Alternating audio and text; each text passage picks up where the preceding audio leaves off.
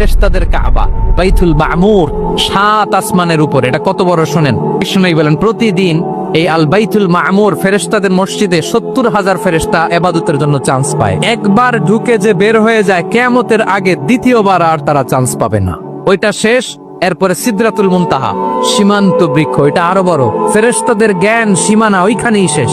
এর উপরে কি হয় ফেরেশতারা আর জানে না। সিদরাতুল মুনতাহার এরিয়া শেষ। এরপরে শুরু হয় আল্লাহুল মাহফুজ, কোরআনের বাড়ি। এটা মিন দুররাতিন বাইদা, সাদা ঝকঝকে ডায়মন্ড দিয়ে আল্লাহ বানাইছে। আমাদের সবার তাকদীর ভাগ্যলিপি ওইখানে লেখা। ওইটা শেষ।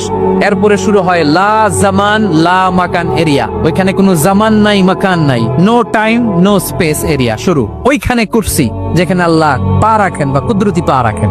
বড় রাজা বাদশারা সিংহাসনে বসে পা রাখে একটা টেবিলের উপর, শাহী টেবিল, ওইটার নাম কুরসি। আল্লাহ বলে ওয়াসিআ কুরসিয়ুহুস সামাওয়াত ওয়াল আরদ। আল্লাহর এই কুরসিটা এতক্ষণ যা বললাম এই সবগুলার চাইতেও বড়।